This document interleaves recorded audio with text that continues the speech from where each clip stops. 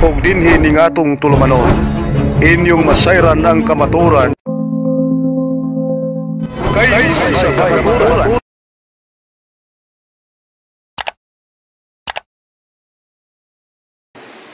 Okay, magandang gabi brothers and sisters in the Lord.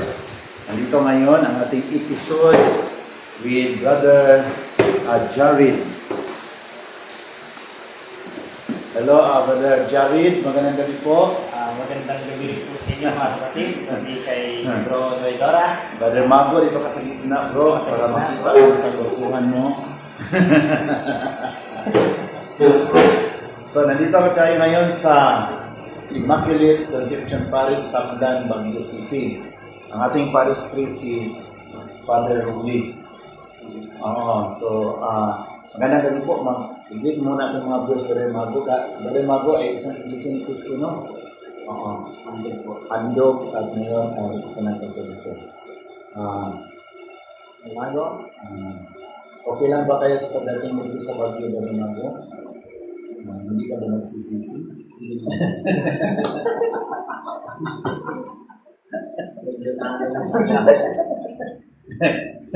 So, malilo-ilo. Si Brother Jared naman ay talagang happy-happy ang mga mga viewers kasi kasama siya nandito. So, umpisa natin sa panalangin in the name of the Father, and the Son, and the Holy Spirit. Amen, Lord. Thank you so much for this wonderful evening. You gathered us together. Salamat sa buhay ni Brother Jared Almasura, Brother Mago, na dinala mo dito sa simbahan na tinatawag mo. At sa pag-umpisa sa program ito ay itinaas namin sa iyo ang lahat. In Jesus' name we pray. Amen. In the Father, Son, and the Holy Spirit. Amen.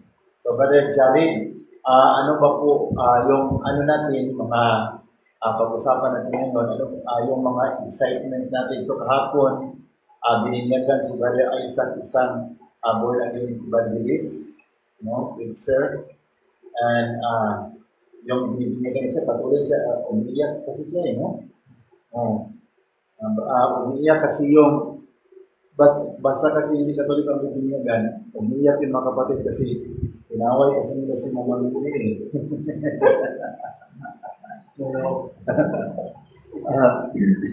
Kaya Brother Jared, ano ba po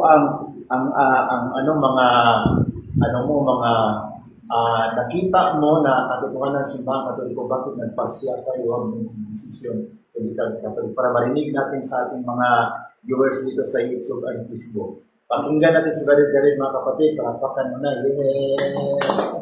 Yun nga po, Bro Noydora, ako kayo bago, mga kababayan. Noon ako ay kasagsagan pa ng kainitan sa MCDI, yung ating pag-alis sa Iglesia ng Jesus. Yung madalas kong inaatake ay yung dogma ng simbahan sa pagiging ina ng Diyos, ni Virgin Maria, ng Santa Maria. Ngayon, kasagsagan pa ng kainitan, kayabangan, hindi naman na tayo magtataka doon. Dahil yun naman ay nasa ikalawang Timoteo. Yung papunta mo sa buwan, si Marco yung kasama mo? Si Bro Evan po. Yung kasama mo doon. Kasi patuloy tayo Brother Jared kasi excited na rin ako. Yun nga po, Bro Noydora, madalas kong inaatake yung dogma ng simbahan. Katunayan, nung bago ko kumarap doon, hindi ko talaga alam kung paano ko babalik ko tayo. Kasi nga, doktrina ni Soriano na si Cristo Diyos, ipinanganak ni Maria, tatawagin mo kay Santa Maria, Diyos ng Diyos. Kailangan naman kung tatawagin natin ina ng tao, ilalabas nun, babalik na dapat dun sa sinumpaang doktrina, itinuro sa amin Mr. Soriano. Na si Cristo ang Diyos, diba? Kasi nakita ko talaga na kung kuha mo ang mga pananalita ni Brother Eli, no? Parang Ili Junior ka. Talagang copy-paste. Kaya ano yung mga yung pinag-usapan ni Brother Paul Alima, napakaganda yun no? Yung doon kayo kasi actually sa lahat ng mga debatihan, kahit na hindi ako sumisipot sa sobrang busy, lahat ng mga ni Brother Paul Alima, nag-view rin kasi palagi ako tumatawa sa mga debate. Pero nakasubaybay ako so yung usap ni Brother Paul Alima, Bro, binugyo ko yung lahat eh. Oh. So, yung punto ba na parang hindi mo nag-gets kaagad yung the whole BT is dwells in Christ in the bodily form. Yung kanyang buong pagka-Diyos ay nanahanan sa kanyang pagiging tao. No? Di ba? Colossians 2:9 ba yun, Brother Jared? Oh. Ano ba yun sa Tagalog? Kasi hindi ko Dos 9 ng Colosas. ano ba yung pagkasabi sa Tagalog doon? Pagkat sa kanyang nananahan ng buong likas na kalagay ng pagka-Diyos nang siya'y maging tao.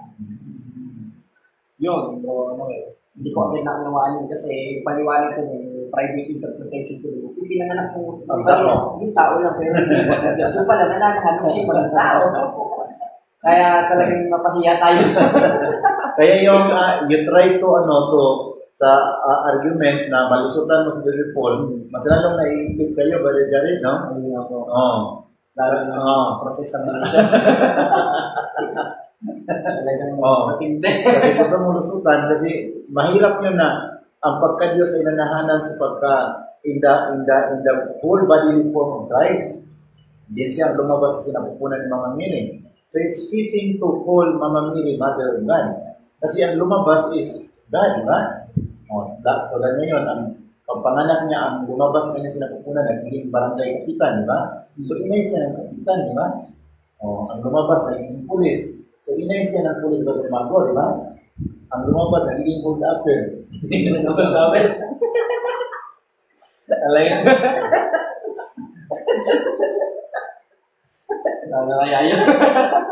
Ang lumabas, Jared al-Masuran. So siya ang inay ni Jared. Hindi mo pwede mabalugtog yun eh. Alam nga naman kung sabihan natin na sino yung lumabas si Jared? Kaya doon pa lang talagang bagsak na yung argumento ko ng bro, no? Kaya nag-view ako doon. At saka parang doon ako, yung nag-view ako sa inyo, parang doon ako sa Iloilo. Tuwang-tuwa ako noon. At saka yung nakita ko na, parang parang biglaan conversion, no? Kasi nag-usap kayo after sa debate. And napakaganda yun. Ito naman sa iyo, Brother Mago, paano ka nakumbinsi na talagang ang may si Brother Felix Manalo sa siyang naman? Siguro, may mga sa tuwing ang saan sa television ko. Sa unang grupo. Pero ngayon, kumusta naman si mama mo na napili ko ba doon? Parang tinawag ko ba tayo dito sa Catholic Church, no? So, buti na lang, sinasamahan mo si Brother David kasi yung mga live niya, malaking tulong ka sa kanya sa kapila, no? Sa mag-assist sa kanya. At saka kung mayroon namang mga tukso, makatulong ka sa laran, no? So, bro, huwag na lang sa'yo sa akin, no? Patay tayo. Tira nyo. Bale, yun, Mago, no? Pero, bro, no, itong pinakamatapang kong cameraman. Talagang kasama ko ito nung sumugod sa kondo. Siya pala yun? Siya yung camera no, tsaka yung nag-debate sa plaza ko. Kasi yung mga iba ko pa mahirap ko kasi ikaw bang magkamera, no? Ako rin yung magsasalita, hindi na makikita. Labo-labo. Kaya maganda talaga meron bago. Parang Apostle Paul ba, balijar yung mga kapatid na mayroon palaging assistant Timothy, tayo ito, di ba? Imagine ka, kayo pa ang magkasalita, kayo pa ang magkasalita. Ang hirap mo. Kasi yun, hanggang napag-isipan ko na rin na i-record na lang para mas maayos. Pero itong issue ba na makita natin mga kapatid na bakit ang Katoliko talaga ang totoong simbahan, yung mga kadahilanan ba, the historical evidence, o Mago na okay naman, mabait naman ang mga kapatid na hindi Katoliko, pero yung kanyang ebidensya na magpatunay na sila talaga ang Katoliko, napakahirap, di ba? Kasi pag suriin natin ang kasaysayan, talagang Katoliko talaga, tulad sa ating isang pastor, yung sinusuri ko. Of course, parang ma-discourage ka na malaman mo na yung kinabibilangan ng sikta, hindi pala may koneksyon sa mga apostolos, patay. Pero kaya, dahil doon ka na nag-aral sa Bible School, sinundan mo na lang. So you try to defend your theology, pero sometimes napakahirapin. Kasi alam naman natin na kahit na magpakamatay tayo dyan sa pagbikinsa, pero alam natin na tatag talaga ng tao. Kaya, the Catholic Church theory, the evidence is very strong. Ang aking nakita, Brother Jared, na na evidence ng mga Katoliko na yung hindi talaga siya bumagsak. Siya ang katuparan sa pangako ni Cristo na kahit ang pintuan ng kamatayan ay hindi makapapanalig sa kanyang simbahan. At saka sa daming problema sa mga Katoliko throughout the years, throughout the ages, hindi siya bumagsak, di ba? Yan ang nakita. Iwan po sa iyo, Brother Jared, yung nakita mo rin na bakit nakita mo yung bakit na-convince ka na ito talaga ang simbahan Katoliko ngayon. Una, kinukontra ko yung pagbasa ng history, bro. Binabasa ko yung 4:6 of 1 Corinthians, 5:9 of 1 John, yung pala lahat yung out of context. Dahil yung 5:9 ng unang 1, doon din pala mismo nagpapatotoo, yung mga apostolos, tumanggap na ng patotoo ng tao. Dahil kung babasahin natin, i-clarify natin, sa 1:5 mga kapatid, ang sabi, sapagkat kung ating tinatanggap ang patotoo ng tao, mas dakilang patotoo ng Diyos. Ito naman pala, hindi na-clarify pala dito na talaga mga apostol, tumanggap ng patotoo ng tao at isa doon yung pagbasa ng historia. At doon napatunayan natin, yung iglesia ng itatag sa Jerusalem, napunta sa Roma, napunta sa Espanya, doon sa aklat ni Sonia Insider, sa pahina 123. Yung dinala pala dito ng Kastila, na kanilang nagisiya, na Iglesia Katoliko Apostolika Romana, talagang itinatag ni Cristo. Kaya yun ang hindi matutulan ng diskusyon na dati komento. Kasi malinaw naman sa Biblia na from Jerusalem punta sa Roma, di ba? Yung sinasabi doon sa Romans chapter 15 verse 24-28 na mula sa Jerusalem punta ako sa Espanya, dadaan sa Roma. From Rome, way to Spain. And from Spain, going to the Philippines. Yung nandiyan sa kasaysayan. So, the record of history is very strong talaga na nagpapatunay na Katoliko talaga ang simbahan. Kaya dito ngayon, makita natin sa Baguio na, di ba, ang luma-luma na sa simbahan, no? Talagang kasayaan ng din, makikita natin dito sa Sablan, Baguio na kumplito, mayroong simbahan, mayroong eskwelahan, at saka mayroong cemetery. Yun kasi ang mind sa mga missionary noon na kung magtatag ng simbahan, magtatag ng school, hindi magtatag ng cemetery. Kaya yung kung saan tayo natutulong ngayon, marami tayong makasama kasi malapit ang cemetery.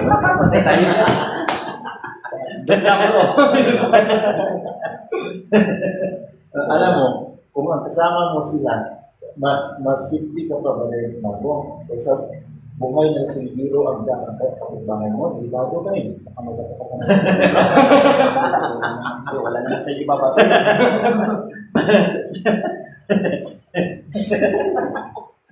Kata-kata. Pagpasok namin kasi dito sa parokya, ang unang sumalubong sa atin is cemetery, no? Belside, and then school, high school, and then parokya. So, kung tuwa tayo, kasi habang papasok tayo dito malayo, ito ang kumbinto, di ba? Yung itinuro na kung saan tayo matulog, bumalik ko doon malapit sa Pero doon talaga tayo sa pagkawa, baka may sumili. Kaya makita natin dito na marami naman dito mga sikta sa Baguio na mga bagong sikta, no? Yung Crusado. Actually, yung founder pala sa Crusado na simbahan is si Dr. Sagdiba, Mauro. Isa siyang minister. Nagtatag siya ng Crusado na Katoliko. At saka, ang kanilang mga sutana is Philippine flag. Ano bang masasabi mo niyan, Brother Jared? Talaga bang ang kaligtasan na nandiyan sa flag ng ating bansang Pilipinas? Wala, unang-una, makikilala natin si 7-7 naman sa Pedro. Kung magagaya ka ng ganung klase ng tayo, pagsama ng Pedro, na-stress na po ng Pedro, huwag sa labas ang kanilang paggaya sa laro at pinag-aral. Magkatagpuan natin sa simbahan at po. At wala rin naman tinuro mga apostol, itong Rufino, may Diyos. O Diyos naman, yung delikato. Diyos naman siya at saka incarnation ang gano'n. At saka dapat ang sutana mo, ang suot mo kung nangangaral ka sa totoong aral, dapat yun. Patay tayo. Pero mataas ang ating respeto sa ating bandila kasi ito ay nagpapatunay sa ating identity bilang mga Pilipino. Pero yung nakabata yung kaligtasan mo, kung mangaral ka, dapat nakasuot ka ng flag sa Pilipinas. Patay tayo. Hindi maganda yun. Kasi pag makita ka sa mga tao, magulat yung mga tao rin dyan, bakit mayroong matawag na naglalakad? Grabe talaga. Kasi ang matawag nandiyan mo lang yung sa flag pole, di ba? Oo. Ngayon natin itong simbahan na ito, sila ang Bagong flag po.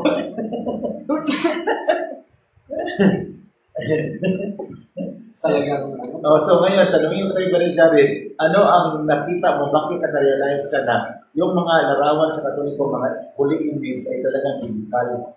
Gusto kong makuha yung mga realization mo para marinig sa ating mga kapatid. kaya nga, unang-una mga kapatid, kapatid na nawe, mismo Diyos ang nagtutuso.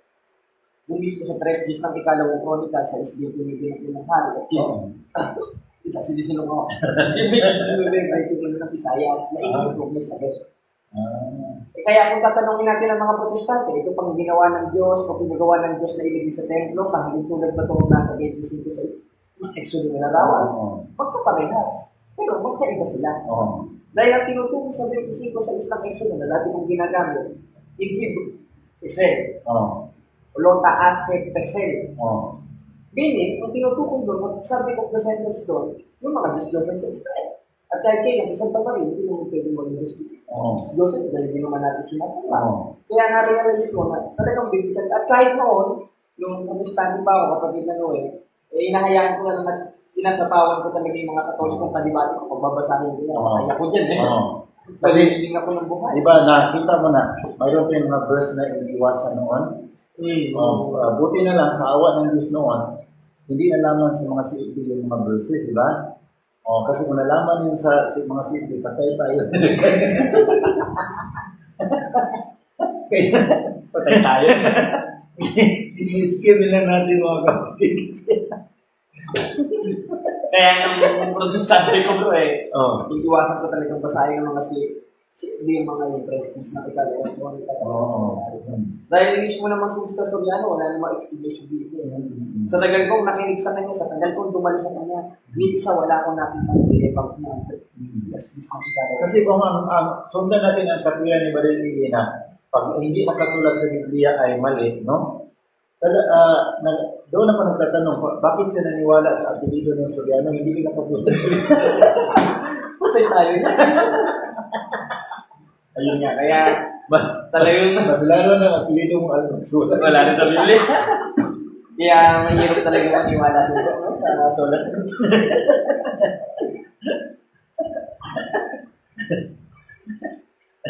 Then, ang nakapagpataka dito, mga kapatid, no? Sa galing-galing sa Biblia sa mga Bible Christian, bakit hindi tayo magkasundo, no? Balijanin? Lahat magkaka-kontra. Parang identity siya, magaling sa Biblia, pero identity sa kanya, di ba? Ganon So, ipapatuloy mo nga yung pag-explain mo rin sa tungkol sa mga banal na imahe. Bakit kayo naka-realize na ito ay talagang biblical? Unang-una ngayon, mga kapatid, isa sa mga binabasa ng mga protestante at ako mismo noon, yung 5-7 ng Deuteronomio, 25 sa isang Exodo, na huwag kang magkakaroon ng ibang Diyos sa harap ko. Huwag kang gagawa para sa iyo ng larawang inanyuan na anumang kawangis ng nasa itaas sa langit, nasa ibaba sa lupa, at nasa tubig sa ilalim ng lupa. Huwag mo pinupuran sila, ipag-ipag man, sapagkat akong Panginoon mong Diyos ay Diyos ang pagkalibutan. Ito naman, magpa-private interpretation.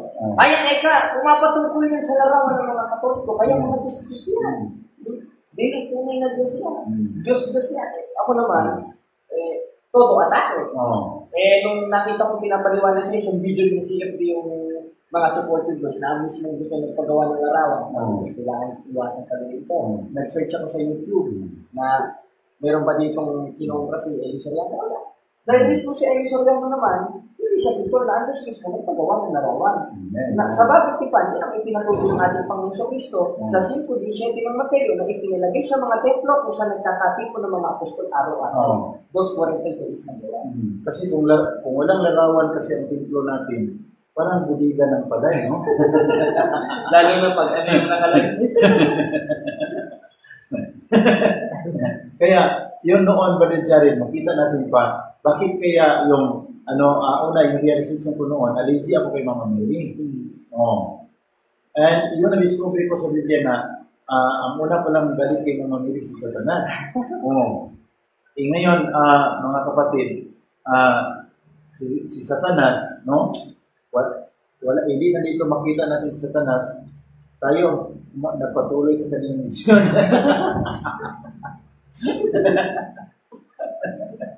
Galit kay Mama Mary, so parehas bro, no?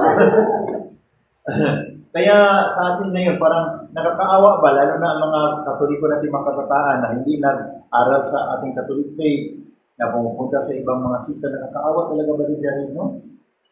Na-allergy sila sa mga larawan. No? Pero ang nagtakala ko noon kasi allergic sa mga larawan, pero mahilig tayo magpa-picture, di ba ganyan mga po, no? Picture, mag-video pa.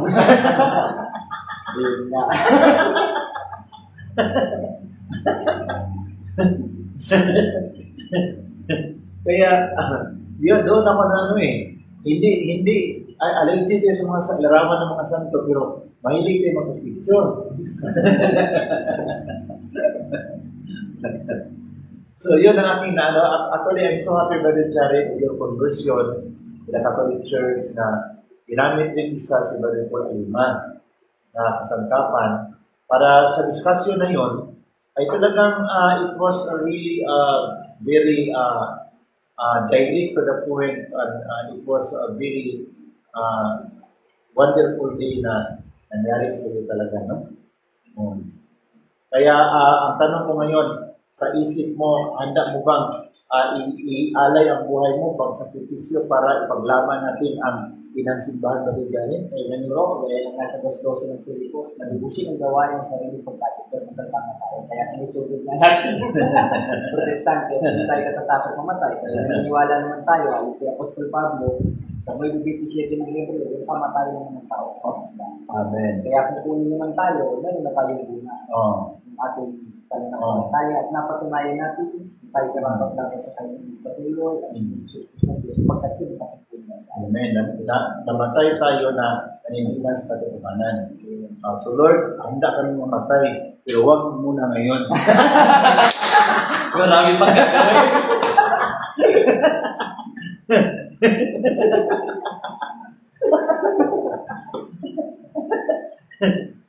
Yun ang totoo mga kapatid. Handa si Brother Jared, Brother Mago at saka ako, handa kami mamatay. Amen? Pero huwag muna ngayon. Patay tayo lang. Marami pa tayo makakain.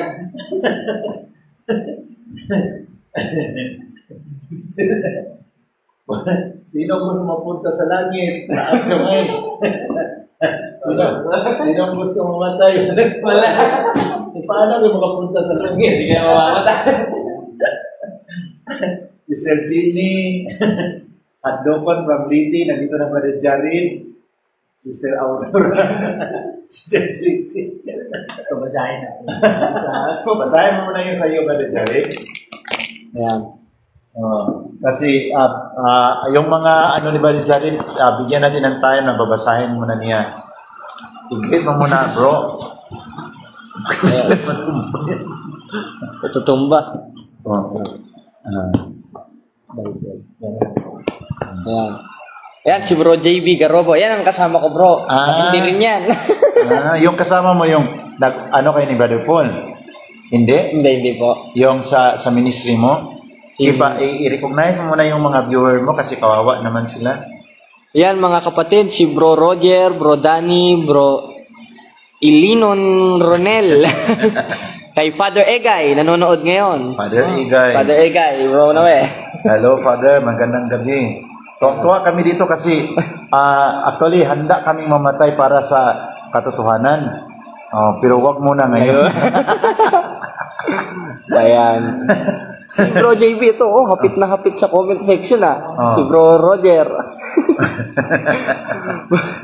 Bro Yam. Ayan, ang dami. Ayan, si Sis Arlene. Ayan. Kasi iba yun, Brother Jared, mga ating mga viewers na handa kang magpakamatay standing for the truth. Kaysa you are dying for nothing, di ba, Brother Jared? Amen. Dying for nothing. Okay. So yun. Kaya anyway, nandyan yun sa will ni Lord. Pero kung bigyan man tayo sa Panginoon ng habang buhay para maglilingkod, mag-ikot-ikot sa buong Pilipinas, sa iba pang bansa, pasalamatan naman natin si Lord, no, Brother Mago? So ngayon, Brother Mago, ano ba yung mga commitment mo sa Panginoon? Ay talaga bang you are really committed na ba kayo na manatili na talaga sa simbahan natin? Hanggang kamatayan. Yeah. Ganun ang pinaka-wonderful na till death, no? Parang pinapangasawa na natin ang simbahan ng Panginoon, no? Parang ginawa natin siyang kasintahan na handa nating pagkamatayan, no? So yung kung hindi wala pati sa katotohanan, ang marami diyan handa siya magpakamatay sa kanyang minamahal, di ba? Yung iniwanan siya sa kanyang minamahal, nagbigti siya. Ganyan kadalasan yan, bro, no? Hindi naman natin may iwasan yan. Pero the true happiness is really in serving the Lord, yun, ha? Paglilingkod sa Panginoon, pagmamahal sa ating Panginoong Diyos. Kaya, Brother Jared, mayroon pa akong tanong na tungkol sa Santo Rosario. Sige po. Paano mo na ma-share mo sa ating mga viewers ngayon dito na paano mo nakita ang biblical foundation sa praying the Rosary? Ayun nga po, unang-una, doon sa 6:9 ng Mateo na Our Father, na yun ang unang bungad ng Rosario, Ama namin. Hindi naman pwedeng hindi maging biblical yun dahil mismo si Cristo nagturo nun eh. Ngayon, ang ginagamit namin pang atake dyan, atras tayo sa 7, sa 7 ng Mateo. At kung mananalangin kayo, huwag kayong gagamit ng walang kabulong, ulit-ulit. Yun ang pang-atake. Yun ang itinitira nila. Ngayon, kung bawal absoluto ito sa lahat ng pananalangin, bakit si Cristo nanalangin ng paulit-ulit? Diba? Sa 26, 42, 43 hanggang 44 ng Mateo, ibig sabihin ba kinukontra ni Cristo yung sarili niya? Hindi, dahil yung bawal na panalangin, sa 7 ng Mateo, yung walang kabuluhan. Parang pananampalataya. Mayroong patay na pananampalataya, mayroong sakdal na pananampalataya, pero parehas na pananampalataya. Ganon rin sa pananalangin. Mayroong walang kabuluhan, mayroong may kabuluhan. At yun ang ginawa ni Cristo na paulit-ulit. Bakit si Cristo ka ba? Ang sabi ni Pablo sa Filipos 2:5 hanggang 8, magkaroon ng pag-iisip gaya ng kay Cristo. Kaya kung paano si Cristo nanalangin ng paulit-ulit, ganoon rin tayo manalangin ng paulit-ulit. Kasi may panalangin na may kabuluhan. Amen. Tulad yung palagi mong ulit-ulitin ang salitang I love you sa girlfriend mo. Di ba? May kabuluhan yun, di ba, Brother Mago? Pero bakit kung tumatanda na mahirap na bigkasin ng I love you, Brother Jared? Ano bang opinion mo dyan? Tumatabang na. Patay. Kasi ang palagi kong narinig, yung bata pa, ang palaging sinasabi, I love you. Pero kung senior citizen na, nag-iba naman. Ano naman ang sinasabi? I'm praying for you. Ano na?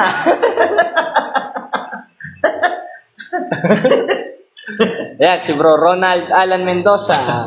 At si Bro JC. At si Sis Maxiliana. Ayan, So, i-congratulate muna natin si Brother Isaac Balito, no? Ang bininyagan kahapon sa Christ the Worker Chaplaincy, Central Luzon State University. Kasama niya si Dominic Guevara na isa ring Methodist, no? Member ng Methodist Church na nag-convert din sa simbahang Katoliko. Pareho-pareho silang mga binata, di ba? Kaya congratulations at sana si Brother Isaac magiging committee din kasi gusto na siya magkatikista eh. Ayun nga po, bro. Sabi ni matindi. Ganun siya, bakbakan din naman Bakbakan niya. na rin. Sabi ko, Brother Isaac, kalma ka lang. Sabi ni Father Ramil na, kalma lang muna, sabihan siya kasi mag-aral mo na siya pagkakatikista. Nagulat rin ako. Talagang powerful si Isaac. Talagang totoong born again, bro. Yung magsalita, born again talaga. Pero maganda naman yung pananalita, mga kapatid, na the action and the gesture remains born again, but the heart and the mind is 100% Catholic, di ba? Na yung pananalita. So kaya napakaganda naman, Brother Jared, we are so happy of this evening na nandito ka. Sana ay patuloy kang manindigan. You are an inspiration to the young people, to many youth in the social media and in many parts of the world, and even here in our areas where we are going, where we are saturating the northern Luzon, di ba? Na nanalangin tayo, we pray to the Lord na ang buong northern Luzon ay dadami pa mga converted in every town, in every diocese, in every parish na manindigan sa katwiran at sa katotohanan sa simbahang itinatag ng Panginoon. Amen? Kaya, pangalawa, yung sign of the cross, Brother Jared, bakit kayo, how you understand it biblically speaking that the sign of the cross, making the sign of the cross is biblical? We just want to hear from you and to our viewers, bakit na intindihan mo yan na ang pag-sign of the cross is biblical? Saan ba ang mga biblical verses na magbigay ng clarification of this Catholic practice that you yourselves understand clearly and biblically? Katunayan, bro Noe, that is only one verses that prove the sign of the cross is biblical. Where is that? In 1 Corinthians 1:18, teaching by the Apostle Paul, he said that the sign of the cross, o Tagalogin na natin, yung tanda ng krus o salita ng krus ay kamangmangan sa mga Protestante, ay sa mga sa mga walang ano ba yung sa mga ano ba yung Tagalog niyan? Malalim kamangmangan for the sign of the for the message of the cross is foolishness to those who are perishing, but to us who are being saved, it is the power of God, diba? So, yun naman, Dong, nandyan na ba? Sige, ibalik natin bukas, ha? So, yun, ang ating mga, papatunay, no? In 1 Corinthians chapter 1 verse 8, ano ba yun? Ang mensahe sa cross ay walang kabuluhan sa mga mangmang. Ngunit sa mga liniligtas, ito ay the message of the cross is foolishness to those who are perishing, but to us who are being saved, it is the power of God. Ang mensahe sa cross ay walang kahulugan sa mga hindi liniligtas. Ngunit para sa ating mga liniligtas, ito ay kapangyarihan sa Diyos. Amen. Amen? Kaya nga, sa simbahan ninyo, Brother Mago, wala kayong cross kasi tusok ang nasa inyo. Ano bang ibig sabihin sa tusok? Yun bang hindi sumasang-ayon sa inyong turo ay doon tutusukin?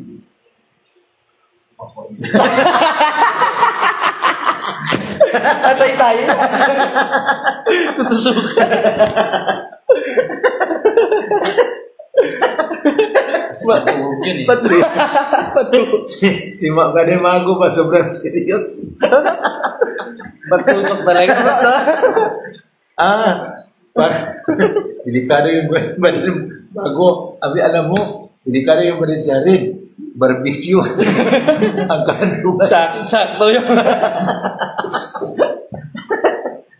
Kaya the message of the cross is foolishness to those who are perishing, but to us who are being saved, it is the power of God.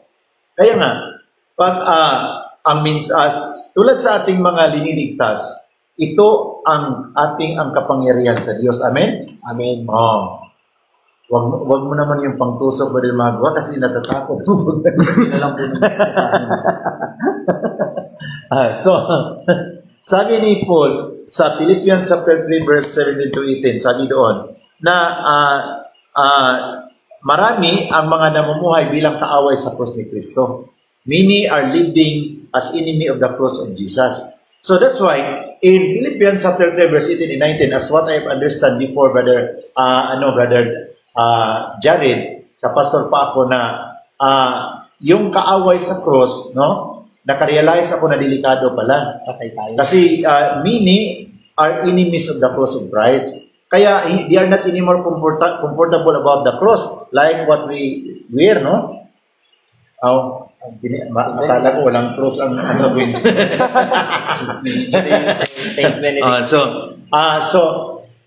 Kaaway sa cross, ibig sabihin hindi na nila gusto ang cross. They are not comfortable about the cross because they live as enemies of the cross of Christ. Kaya pati mga libingan nila, hindi nila gusto ang cross. Watawat ng Italy na talaga. Tapos yung iba naman, yung bilog. Kaya I understand that clearly and biblically speaking that if we really love the cross of Christ, as Jesus said in Matthew chapter 16 verse 23 na, if you want to follow me, carry your cross. No? Ngunit ang mga Jehovah's Witness, pinatunayan nila na si Kristo daw ay hindi namatay sa cross kasi yung ipinako si Kristo yung pinatay si Kristo during that time, it was the Israelites were under influence by the Greek, and the Greek gumamit sila sa mga pinapatay nila sa capital crime sa stick, Brother Jared. So sa kanila, Christ died in the stick. Ganon. Sa atin, Christ died in the cross. Delikado kasi yung stick eh. Kasi yung stick pang barbecue yun eh. Ayan, sila. So, i-welcome natin ang isang convert, no, si Brother Jaidil. Brother Port, welcome also. Pakainin muna siya doon. Hello po. Dito, ipakita ka muna dito, Brother Jaidil, habang kakain sila. Kasi ito ang ating convert na magpapari. No? Ayun. Ano siya dati ba? Ano siya? Protestantic pamangkin. So, magpakita ka, bro. Hello po. Hello po sa inyo lahat. Okay.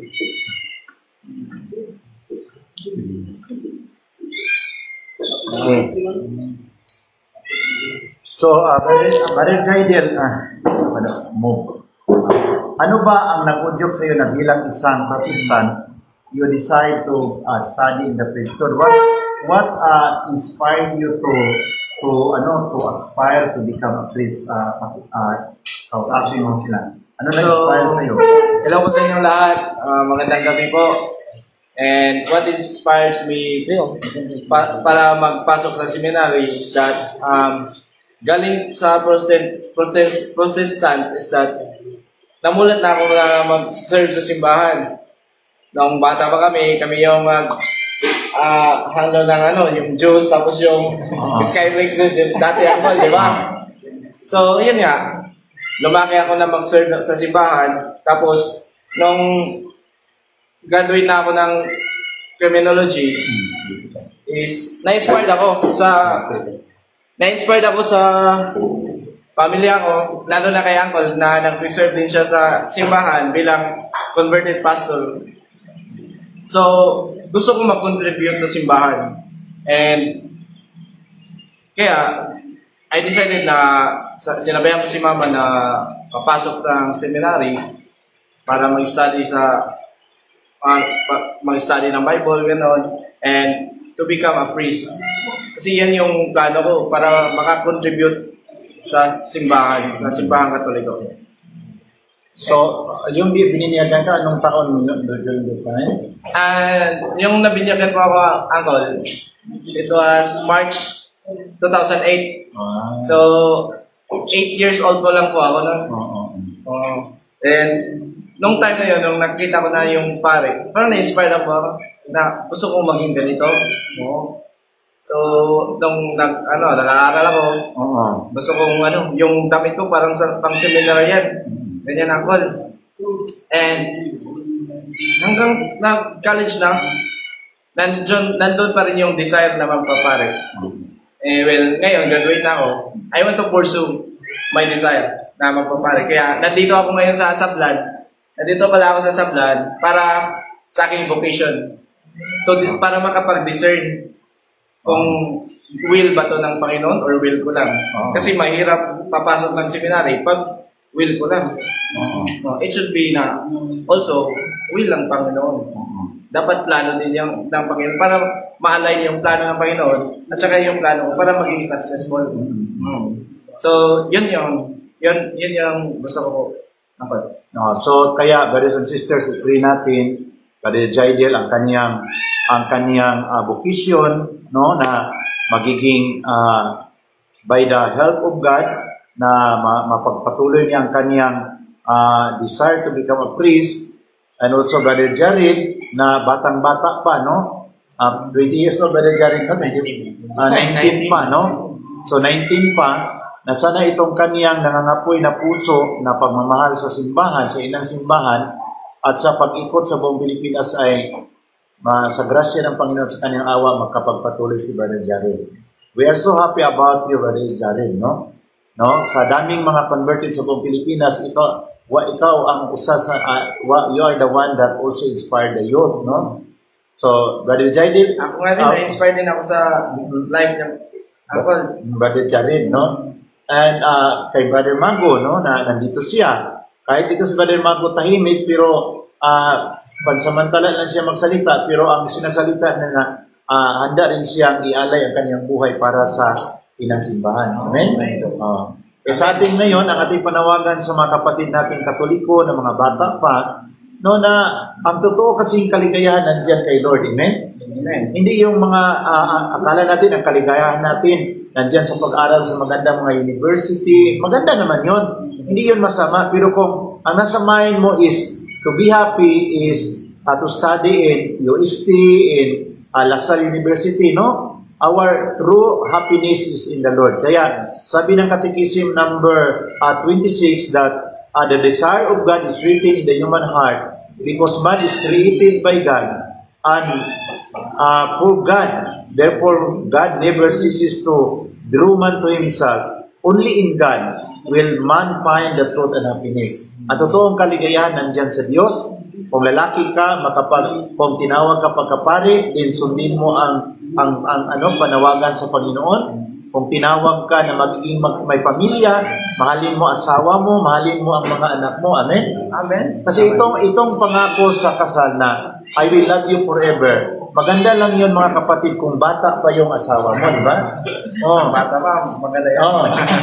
Maganda, I love you and I'll be with you forever, no? Amen. Pero kung senior citizen na, ano yung pangako mo, Brother Jared, ano ba to? Wala na. Kalimutan na. Pag bata pa, medyo very beautiful pa, I am with you forever. No, I love you so much. Ang mga salitang I love you, I miss you, nagliliparan.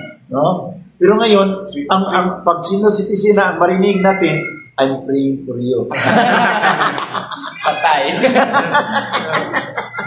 Kaya dapat malakas, matibay yung ating relasyon sa Panginoon. Kasi kung darating mo yung mga panahon na medyo yung nag-inspire sa ating isip at puso ay senior citizen na nakalinon tayo kay Lord. Amen? Amen. Kaya yon ang tuwang-tuwa tayo sa buhay ni Brother Jared, Brother Mago, and also Brother Jaidel, na lahat ng mga converted na mga binata, ginugol ang panahon para manindigan sa katwiran at sa katotohanan. Kaya so happy to that, no? Na ako bilang isang pastor na matagal-tagal na ako na-convert, tuwang-tuwa rin ako na sinagot sa Panginoon kasi ang prayer natin, Lord, sana marami pa sanang magbalik sa Katoliko sa buong Pilipinas. Ikaw na bahala, Lord, maghipot sa kanilang mga puso. Kasi kung kami ang lalapit doon sa kanila, baka mahaboy kami ng upuan, di ba? Pero kung ikaw ang ihipot sa kanilang puso, sila talaga ay magbalik loob because it is you who move in their heart, no? And touch their heart to return to the fold. Kaya sabi ng Biblia sa John chapter 10 verse 16, I have other sheep that are not in this fold, I must lead them also, and they will hear my voice, and there will be one flock and one shepherd. Mga word of encouragement, Brother Jaidel, sa ating mga viewers. Ano ba ma-encourage mo sa mga bata na yun? So, ang masasabi ko lang sa mga bata, katulad ko, so, napansin ko lang, parang yung mas active sa simbahan, yung mga matatanda. Tapos yung mga kabataan is nandun lang sa simbahan, parang nag-debate lang. So, ano naman, mag-focus din kayo sa obligation natin as a Catholic.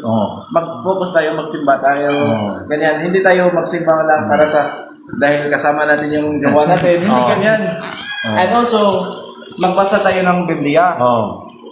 As a Catholic, dapat magbasa tayo kasi maraming Katoliko na Katoliko lang pangalan nila pero hindi sila marunong marunong sa Bible. Kaya anong sabi ng Bible ng 1 Peter 3:15? Always be prepared to answer to anyone who asks you to. So how can we be prepared if we are not reading the Bible? So sa mga kabataan ngayon, katulad ko, magbasa po tayo ng Biblia so that we can defend our faith. How can we defend our faith if we are not reading the Bible? Magbasa tayo po. Willing tayo mag-defend sa girlfriend. Pero kung magsinusitisi na, iwan-iwanan na. Yes, tama ka. Wala na. Sa jowa ko, grabe ka na mag-defend. Pero sa ating pananampalataya, wala kang masagot. Mahiya ka naman. So, sa ating mga kapatid dyan, lalo na sa mga kabataan, magbasa po kayo ng Bible. Thank you, Brother Jared. Yan yung masasabi ko ngayon. Palakpakan natin si Lord. Amen. Ngayon, tanongin natin si Brother Mago, Brother Jared kung ano ba ang kanyang inspirasyon sa mga kabataan?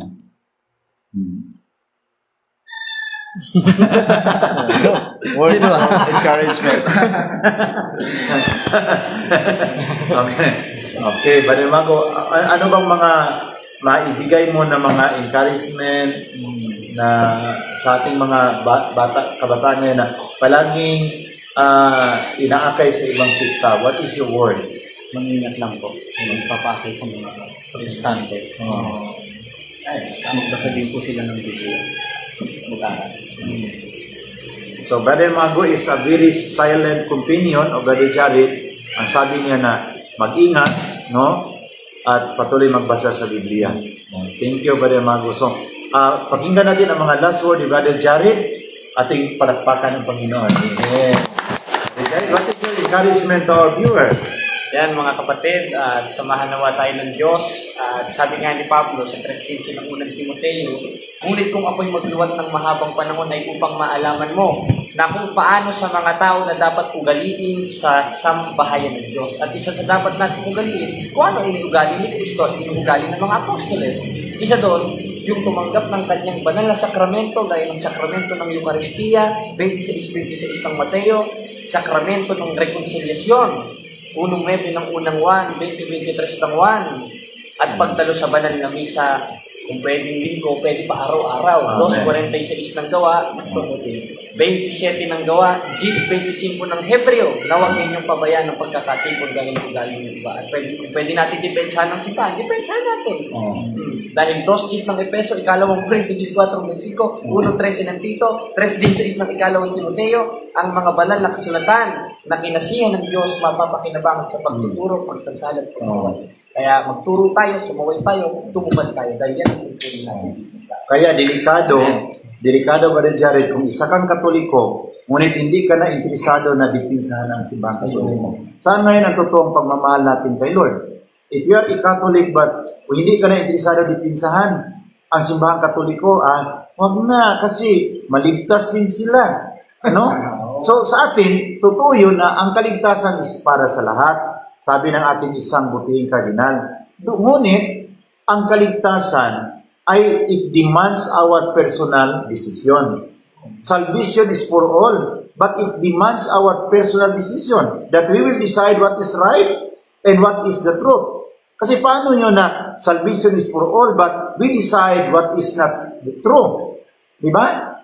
So kaya, patuloy ang tinatawag natin evangelization inspired. We believe as Catholic that salvation is for all, para sa lahat, ngunit ang kaligtasan, it demands our personal response, our personal decision that we will decide what is right. And then, what is right? Ang right dyan na the Catholic Church is the true church.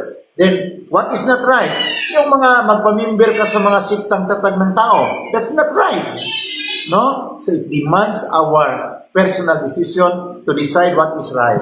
Kaya, Brother Jared, thank you so much. Sa gabing ito ay tapusin natin ang ating live pagbabahagi. Baka bukas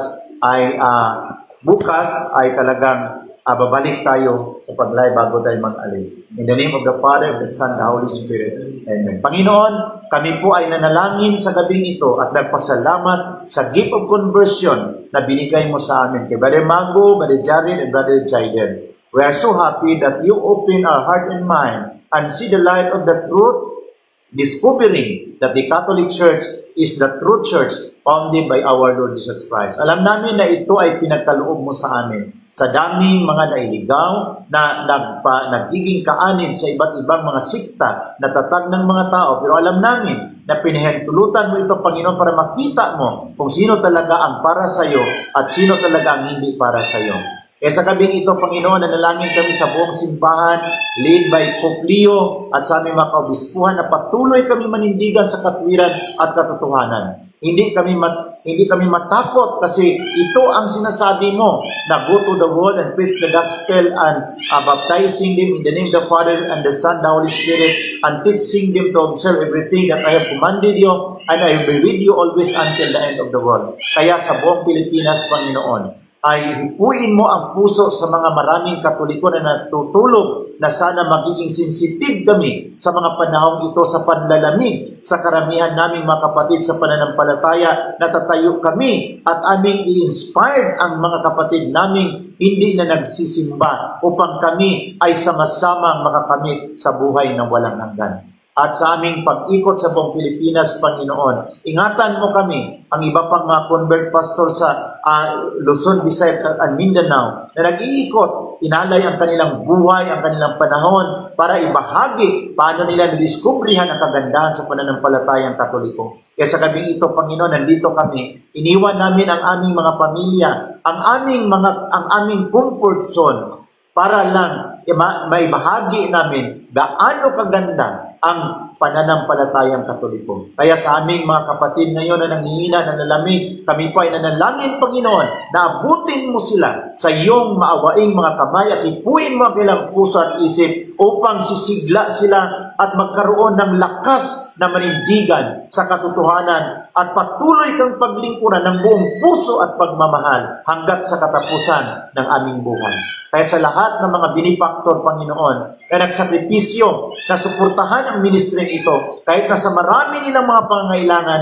sa marami nilang iniisip na mga problema sa kanilang pamilya, ngunit sacrificially they share some small amount in order to support these evangelizers that offer their life and time to stand for the truth and for the truth alone, in order to bring more souls back to you and to your church. Ibalik mo sa kanila, Panginoon, siksik, liglib at umaapaw na pagpapala na dadaloy ang iyong mga biyaya sa kanilang mga trabaho, sa kanilang mga negosyo, at pagalingin mo sila sa kanilang mga karamdaman at bigyan mo ng bright future ang lahat nilang mga kabataan upang kami ay makapagpatuloy sa paglilingkod sa iyo, pagtulong sa iyong mga gawain na ikapupuri sa iyong makapangyarihang pangalan. Sa gabing ito, isinasamo namin ang lahat naming mga pangangailangan sa kapangyarihan ng Espiritu Santo kasama ang panalangin ng Mahal na Birhen Maria. In the mighty name of Jesus Christ, our Lord, we pray. Amen. In the name of the Father, of the Son, of the Holy Spirit. Amen. Palakpakan natin ang Panginoon. Magandang gabi po sa ating lahat. And Brother Jared, up. Yes.